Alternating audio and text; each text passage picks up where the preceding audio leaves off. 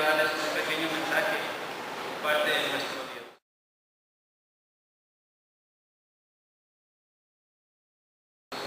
Vamos a abrir nuestras Biblias en la segunda epístola de Pablo a los Tesalonicenses. Segunda de Tesalonicenses, capítulo 2, versículo 3.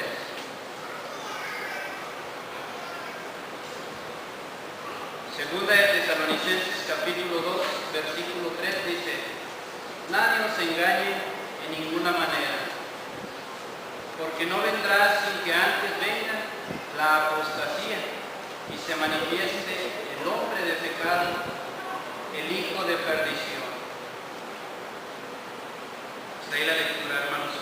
En nuestros días, hermanos, conocemos a mucha gente, muchísima gente que está haciendo y buscando la manera de cómo evitar un problema familiar, que es muy feo encontrarse en un problema familiar. Hay gritos, hay discusiones, hay pleitos, hay divisiones. También hay muchas personas en nuestros días que están dedicados y buscando la manera de cómo evitar un problema económico. Todos sabemos lo terrible que es un problema económico, lo difícil que es pasar por un problema económico. Y mucha gente está buscando cómo evitar este problema, que también es muy feo. Pero también mucha gente busca la medicina preventiva, la caen en el seguro y busca también evitar un problema de salud, evitar un problema de enfermedad. Y así existen muchas personas dedicadas a evitar muchos problemas. También existen muchas personas, hermanos de la iglesia, dedicados a buscar cómo evitar la apostasía. Y este va a ser nuestro tema de esta mañana: cómo evitar la apostasía. Y les propongo desarrollar este tema a modo explicativo. Nuestro tema es una pregunta, entonces vamos a contestar: ¿cómo evitar la apostasía? Como primer punto, tenemos allá en Deuteronomio capítulo 6, versículo 5, donde la palabra de nuestro Dios dice: amarás a Jehová de todo tu corazón, de toda tu alma y de todas tus fuerzas. Luego en el Nuevo Testamento, en Mateo 22, 36, nuestro Señor Jesucristo le pregunta a los fariseos también: ¿cuál es el mandamiento más grande? Nuestro Señor Jesucristo les dice lo mismo: amarás a Jehová tu Dios con todo tu corazón, toda tu alma y con todas tus fuerzas. Ahí cambia un poquito, pero es lo mismo. Amarás a Jehová tu Dios con todo tu corazón. Y ese va a ser nuestro primer punto: amando a Dios más que a todas las cosas. Porque sabemos, hermanos, que en nuestros días las personas de este mundo aman muchas cosas, muchísimas cosas aman, menos a nuestro Dios. Incluso nosotros a lo mejor hemos cometido el error de amar una cosa y dejamos de amar a nuestro Dios. Amamos cosas grandes, pequeñas. Amamos nuestro carro, amamos el dinero, amamos cosas materiales. Pero déjenme decirles que esto no es nuevo. En el Antiguo Testamento ya se nos había hablado acerca de que muchos hermanos, muchos escogidos del pueblo de Dios, antes de que se estableciera la iglesia, estaban amando muchas cosas, muchas cosas, excepto a nuestro Dios. Un ejemplo lo tenemos allá en el primer libro de Reyes, capítulo 18, versículo 20 en adelante. En tiempos del rey Acab hubo una gran idolatría. Acab se casa con una mujer llamada Baal, que quiere decir dedicada o consagrada a Baal. Acab, el rey de Israel, se casa con ella.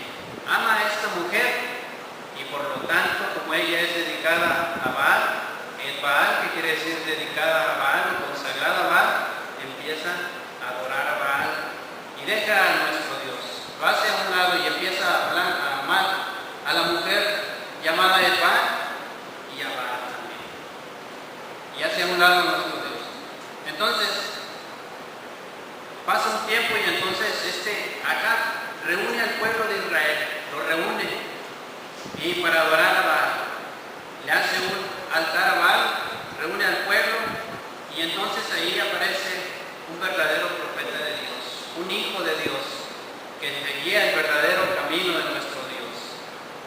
Y les dijo: ¿hasta cuándo van a entender que están en el error? ¿Hasta cuándo van a entender que eso está mal, que ustedes están equivocados, que se han apartado del camino de Dios, del verdadero camino, o han apostatado?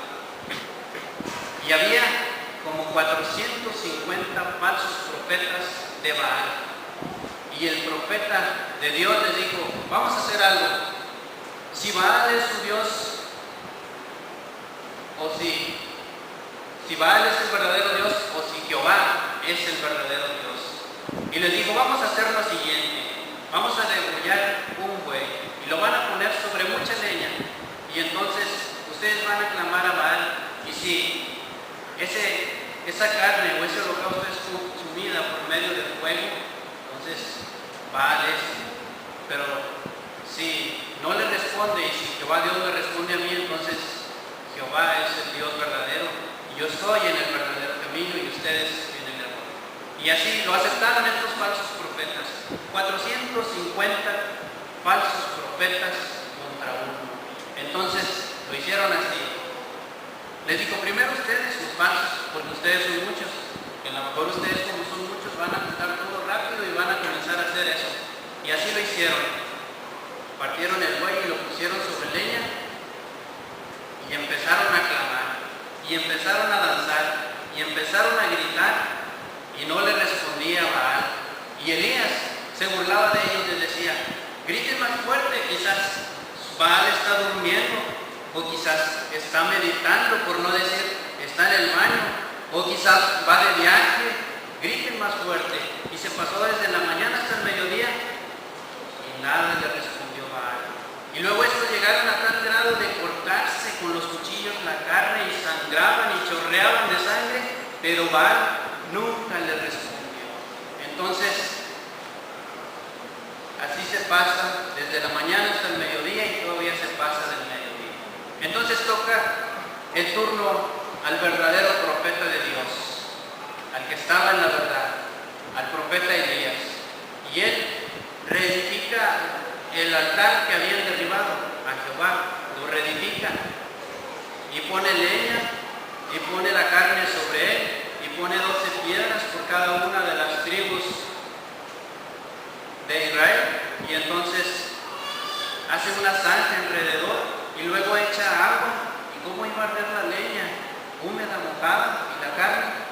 Pues él dijo: llenen 4 cántaros de agua y así rocíen todos la carne y la leña. Y lo rociaron, y no una vez, sino 3 veces la rociaron, tanto que el agua corría hasta por alrededor y se llenó la zanja. Entonces dijo: ahora sí, Jehová, para que vean que tú eres el verdadero Dios, y para que vean cuál es el verdadero camino y que ellos están en apostasía, apartados de ti, respóndeme, oh Jehová. Y al instante descendió fuego y consumió la carne y consumió la leña y consumió el polvo y consumió las piedras y aún lamió toda el agua y la humedad que había en la zanja. Y quedaron todos los falsos profetas avergonzados. Dijeron: sí, este es el verdadero Dios. Reconocieron que estaban en el error. Y el pueblo clamó y dijeron: este es el verdadero Dios. Reconocieron que estaban apartados de Dios y que estaban en apostasía. Pero, ¿por qué estas personas estaban adorando a Baal? ¿Por qué estaban apartados del Dios vivo y verdadero? ¿Por qué estaban alejados y se habían desviado del verdadero camino? Por lo mismo que hoy en día, ¿qué hace la gente? ¿Qué ama la gente de este mundo, las personas? Amamos o aman lo material, lo terrenal. Aman el dinero, los bienes, aman muchas cosas, como hasta unos zapatos, como esta corbata, qué bonita que es. ¿Cómo la quiero? ¿Cómo la amo? ¿La aman? ¿O qué bonitos lentes? ¿Cómo se me pensaban estas personas? Porque Baal era el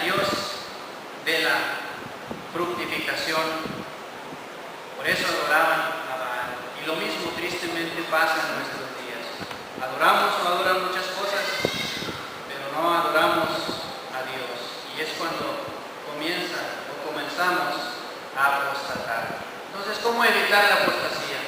Amando a nuestro Dios primeramente, ante todo.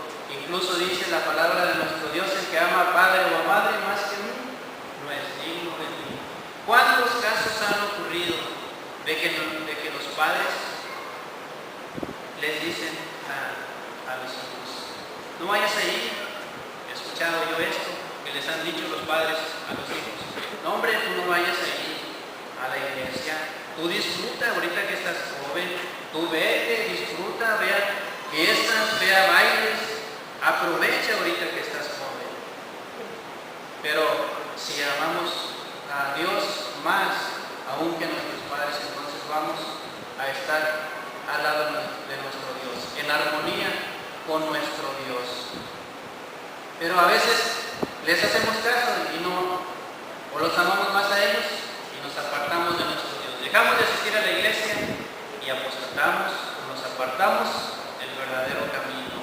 Pero también, ¿por qué sucede la apostasía? Porque a veces amamos a nosotros mismos, amamos al yo, me amo a mí y a veces me creo muy grande, me creo muy bonito, me creo el mejor y no acepto que nadie me diga nada. Y no quiero que nadie me diga nada, que me diga que estoy en el error, que estoy mal en la doctrina, que yo no me equivoco. No, nadie me va a decir a mí nada. A veces nos queremos tanto que no tenemos humildad.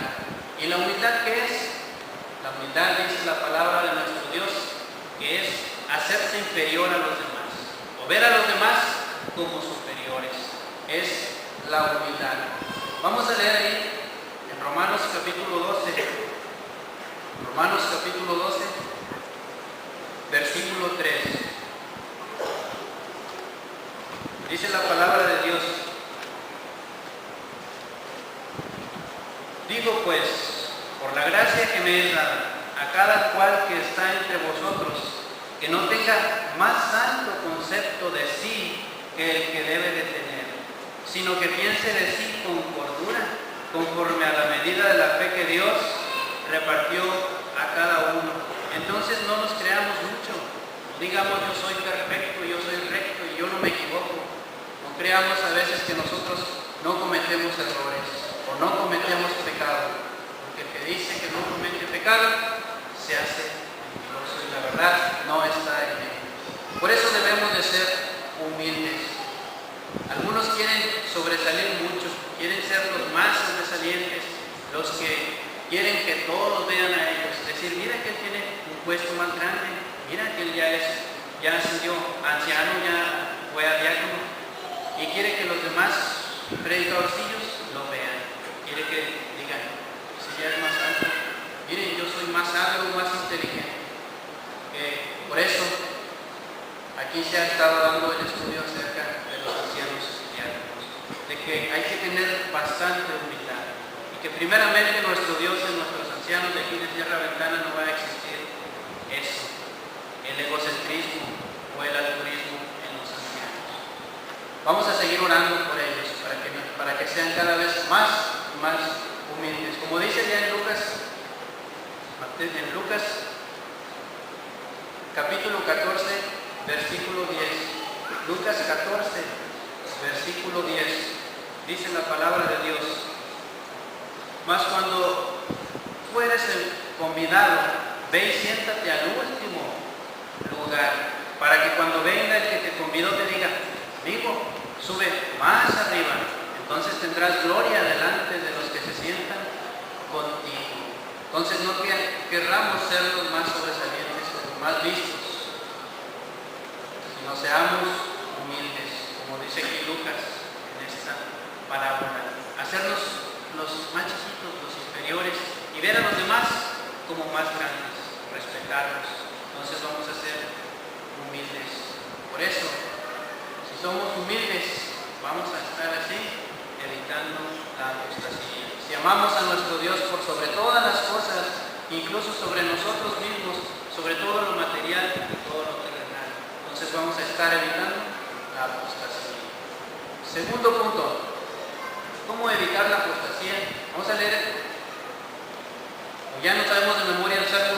119, pero ahora vamos a leer el Salmo 119, 165. Salmo 119, ahora en el 165. Salmo 119, 165 dice: mucha paz tienen los que aman tu ley, y no hay para ellos tropiezo. Entonces, ¿cómo evitar la apostasía? Amando su palabra. Quizás todos aquí tenemos una Biblia. Todos tenemos una Biblia. Hoy en día no es difícil tener una Biblia. Cualquiera podemos tener una Biblia. Pero muchos la utilizan para diferentes maneras, o la utilizamos para diferentes maneras. Algunos la utilizan para meter ahí billetes, la utilizan como cartera. Otros la utilizan para meter ahí los cachitos de lotería, para que Dios nos bendiga, para ver si nos sacamos la lotería, para ver si Dios bendice el dinero y nos rinde más. Así le damos muchos usos a la palabra de Dios. Muchos la usan cuando salen y está lloviendo, la utilizan para taparse con ella el agua. Otros la utilizan y la esconden para que no se moje. Otros se preocupan tanto por ella que una vez, cuando se le arrancó una página a una Biblia de un hermano, la llevó a arreglar y compró otra Biblia con la misma hoja que fuera igual, y solamente compró otra Biblia para ponerle una sola hoja. Así aman la Biblia, la palabra de Dios. Cuando vamos al rancho, yo siempre me preocupo cuando venimos de allá para acá, que no se me olvide la Biblia. Se me podrá olvidar otra cosa, pero que no se me olvide la Biblia. Ya ven, que venimos a medio camino y de repente, mujer, se nos olvidó el niño.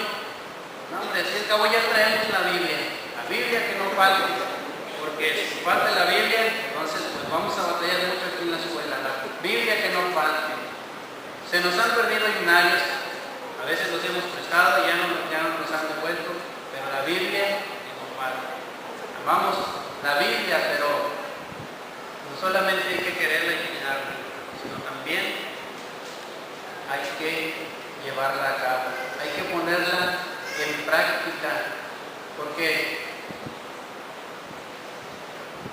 dice la palabra de nuestro Dios que hay que estudiarla, pero también conocerla y llevarla a la práctica. Vamos a leer Juan 5:39. Juan capítulo 5, versículo 39. Dice la palabra de Dios: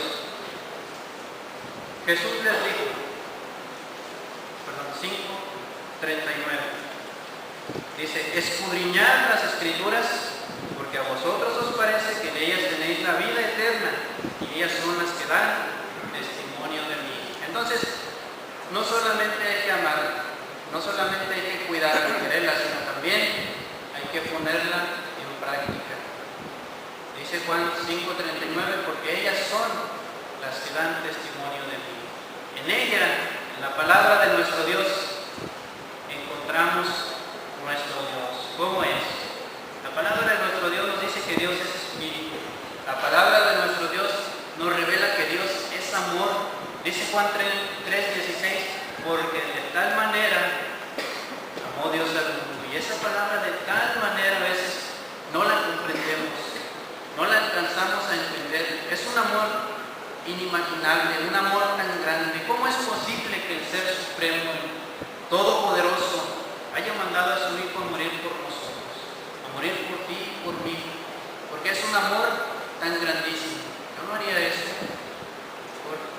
Nadie de los que estamos aquí daríamos nuestro Hijo, pero nuestro Dios sí lo hizo.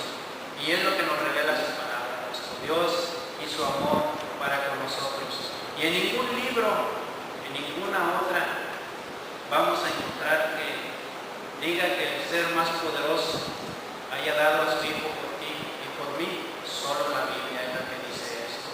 Por eso debemos de estudiarla y llevarla a cabo, porque en ella encontramos la respuesta a las más grandes preguntas que el mundo se puede hacer. Dios la responde. Muchas gentes se preguntan, ¿por qué estoy aquí? Y la Biblia dice en Génesis, ¿por qué estamos aquí? Primero se preguntan, ¿de dónde vengo? Y Génesis 2:7 le dice que venimos del polvo. Del polvo fuimos creados. Y la gente dice, ¿y por qué estoy aquí? Y Eclesiastés 12:13 dice fin de todo el discurso oído es este: teme a Dios y guarda sus mandamientos y cumplir así la ley de Jehová. ¿Por qué estamos aquí? Para adorar a nuestro Dios, para cumplir sus mandamientos, para cumplir su ley.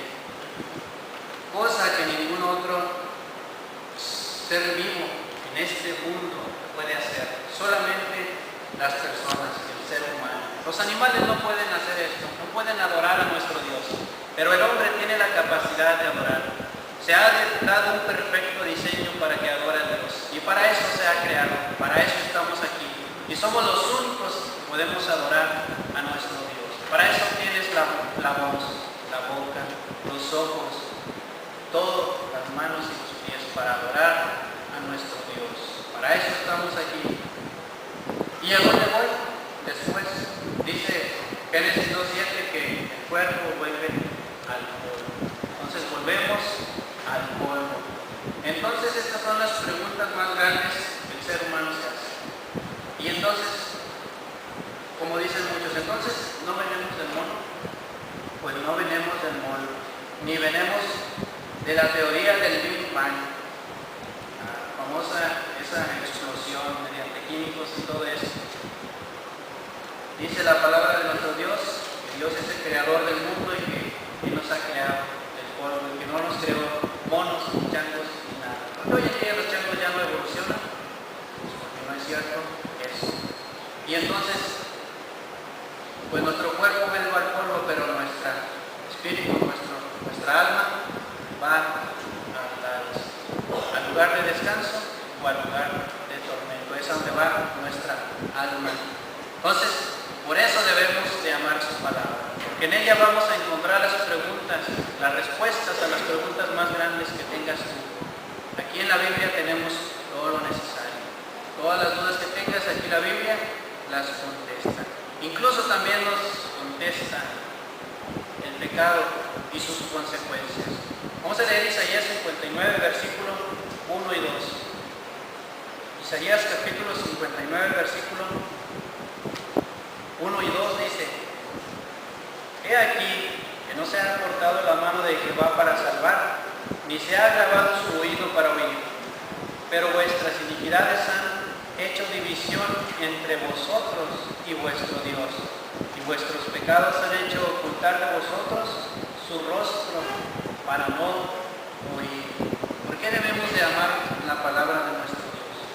Porque si la estudiamos, vamos a saber en qué estamos mal, qué es lo que estamos haciendo mal, qué es lo que nos está haciendo que vayamos a la apostasía, que nos apartemos de nuestro Dios. Es el pecado. Y Dios aquí nos revela el pecado y también nos revela sus consecuencias. ¿A dónde voy si soy pecador? Si muero siendo pecador, ¿a dónde voy? Y si muero siendo fiel, ¿a dónde voy? Pero también nos revela la respuesta al pecado. ¿Cómo arrepentirnos del pecado? Dejar de hacer aquello. Y así cuando muéramos, si somos fieles, ir al descanso eterno, luego a la vida eterna. Pero también, hermanos, no solamente hay que amarla y cuidarla, también hay que aceptarla. En mi primer punto hablaba de la humildad, y aquí también se involucra la humildad. Hay que aceptarla, porque muchos hermanos o personas en el mundo, los sectarios principalmente, que tienen tantos años en el error, en la equivocación, años y años enseñando lo mismo, y llega alguien y le dice: es que aquí estás en error, aquí la palabra de Dios dice así, pero no la aceptan. Dicen: ¿cómo si tantos años que yo enseñando esto? Ya tienen unas raíces tan profundas que no quieren dejar aquello, no quieren aceptarlo y no aceptan la palabra de Dios. A veces estamos en el error, estamos equivocados, estamos haciendo algo malo, y la palabra de Dios nos dice, Hebreos 4:12, porque la palabra de Dios es viva y eficaz, más cortante que toda espada de dos filos, y penetra hasta partir el alma, las coyunturas y los tuétanos, y discierne los pensamientos y las intenciones del corazón. Entonces la palabra de Dios no es letra muerta, no es papel, no es tinta, es viva y eficaz. Y cuando estamos mal y nos lo hacen saber por medio de la palabra, pues nos duele, no nos gusta y pues no la aceptamos. Es ahí cuando empezamos a apartarnos de nuestro Dios. Comenzamos a apostatar. Como tantos hermanos que conocemos, que ya se han apartado de nuestro Dios y se han apostatado por no aceptar la palabra de nuestro Dios, por no estudiarla y por no amarla. ¿La amamos nosotros lo suficiente para aceptarla, para estudiarla, para ponerla por obra? Ojalá y que así sea. Tercer punto, ¿cómo evitar la apostasía? Vamos a leer 2 de Pedro, capítulo 1, versículo 4. 2 de Pedro, capítulo 1, versículo 4.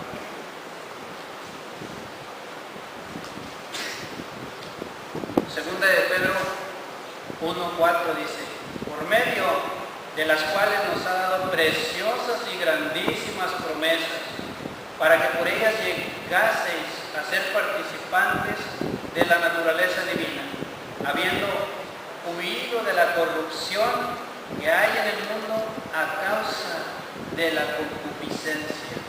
Entonces, por medio de las cuales nos ha dado preciosas y grandísimas promesas. ¿Cómo evitar la apostasía? Amando sus promesas.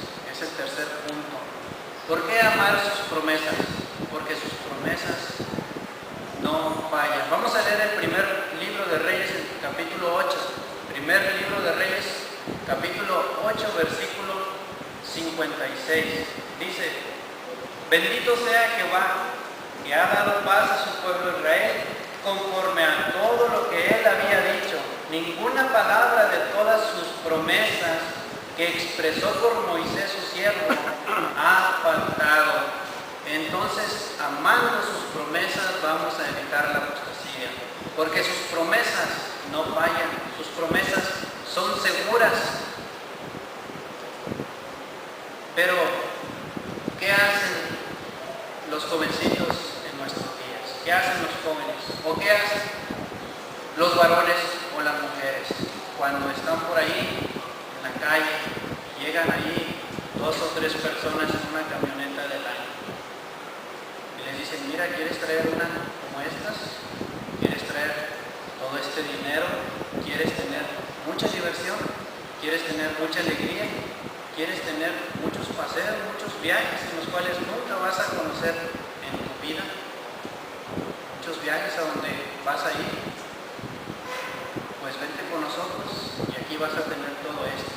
Promesas falsas, porque cuando estas personas, como lo hacen, invitan a jovencitos, se los llevan y luego pues resultan muertos, resultan desaparecidos, resultan tras las rejas.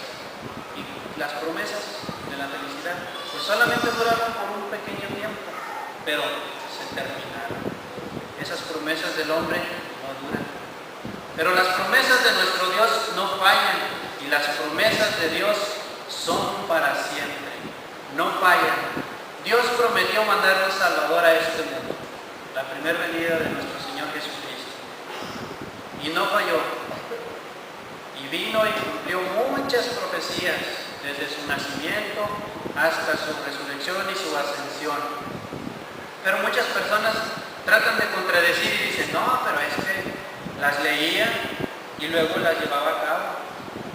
Pero ¿cómo iba nuestro Señor Jesús a llevar a cabo la profecía o la promesa de su nacimiento? ¿Cómo iba a escoger él eso?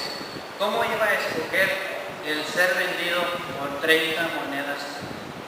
¿Cómo iba él a llevar a cabo ser traicionado, o él mismo a acoplarse a ser crucificado? ¿Cómo iba él a hacer las promesas de nuestro Dios? Pero si conocemos un poco, sabemos que la llamada Septuaginta, la versión de los 70, la traducción del hebreo al griego, esa se hizo antes de nuestro Señor Jesús. Entonces, esas promesas o esas profecías ya estaban escritas cuando él vino. No pudo haberlas llevado a cabo y luego escribirlas. Entonces, total, que tratan de decir que las promesas de nuestro Dios fallan y que no son seguras, pero son equivocadas. equivocaciones, los cuales nunca van a poder demostrar al 100%. Amando sus promesas porque nunca fallan, pero también porque dice el Salmo 34, 19.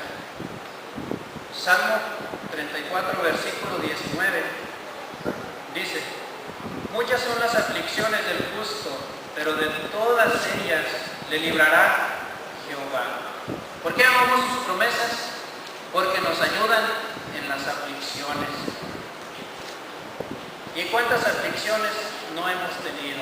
O no estás teniendo, o no estoy teniendo yo, o no está teniendo nuestra hermana o nuestro hermano. Aflicciones en cuanto a persecución. Recordemos la iglesia primitiva, cuántas persecuciones tuvo. Y hoy en día, pues como que quiere empezar. Y si llegara a eso, pues las promesas de nuestro Dios dicen que nos van a ayudar. Nos van a ayudar entre las aflicciones. Porque nuestro Dios es mayor que cualquier persecución y que cualquier persona que nos quiera hacer daño. Nuestro Dios y sus promesas son mayores que la enfermedad. Aunque estemos enfermos, si confiamos y si amamos sus promesas, vamos a saber que nuestro Dios nos va a librar de ellas, porque Dios es más grande que cualquier enfermedad. No importa qué enfermedad sea, nuestro Dios es mayor que cualquier enfermedad. Y Él nos va a rescatar de cualquier enfermedad. Dice su palabra que durarán por un día, por una noche, pero al amanecer todo el sufrimiento va a desaparecer. Podemos sufrir mucho en este mundo, pero nada es comparado con el descanso eterno. Que sabemos que cuando un hermano muere, una hermana muere, es el comienzo apenas de la vida. Termina el dolor y el sufrimiento y comienzan las grandes bendiciones. Pero cuando un incrédulo muere, sufre aquí y va a sufrir allá. Por eso debemos llamar las promesas de nuestro Dios, porque nos ayudarán en las aflicciones, no dejarán que nos desanimemos y que nos apartemos del camino de nuestro Dios o que apostatemos. ¿Por qué más amar sus promesas? Vamos a leer Juan capítulo 3, versículo 14. Juan capítulo 3, versículo 14 y 15 dice: y como Moisés levantó la serpiente en el desierto, así es necesario que el Hijo del Hombre sea levantado, para que todo aquel que en él cree no se pierda, mas tenga vida eterna. Amando sus promesas vamos a evitar la apostasía, porque amando sus promesas, porque son para siempre. Las promesas de Él son para siempre. Aquí leemos que así como esa serpiente daba vida al que la veía en aquel tiempo, pues así hoy en día el que ve a Cristo tiene vida. Pero no como aquel pueblo que fue sanado por un tiempo de su enfermedad, de la ponzoña, de las víboras, pero después volvió a morir físicamente.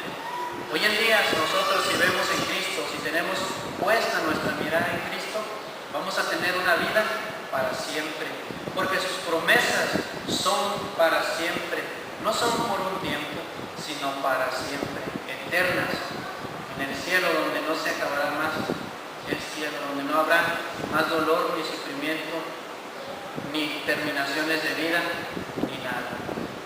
Entonces, para concluir, hermanos, hemos visto el tema, cómo evitar la apostasía. Y como primer punto dijimos que amando a nuestro Dios más que a todas las cosas y por sobre todo.